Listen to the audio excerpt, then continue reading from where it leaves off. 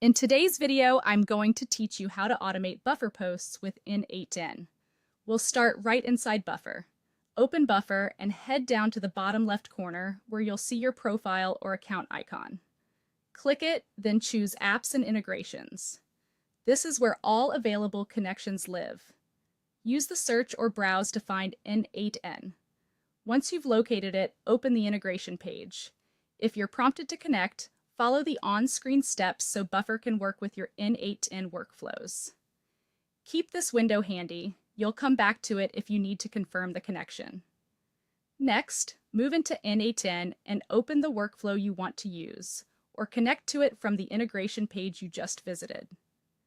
This workflow is the automation space where you'll decide what should trigger a post and what Buffer should do in response. Add a trigger inside n8n. A trigger is the event that starts everything.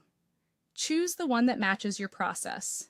For example, you might fire the workflow when a new Google Sheet row is added, when a new Notion page appears, or when an RSS feed updates. Each option lets you map incoming data, like a title, link, or image URL, so you can use it later in your Buffer post. With your trigger set, add a Buffer node or action inside n8n. This node is what tells Buffer exactly what to do when the trigger fires. Connect your Buffer account to this node. If a quick sign-in or permission prompt appears, complete it so n8n has the right access. You should see a confirmation that your account is linked. Now choose the Buffer action that matches your goal. Create Post publishes right away. Schedule Post lets you set a specific time, and Add to Queue drops content into your preset posting schedule. Pick the one that fits your workflow. Customize the caption and media fields.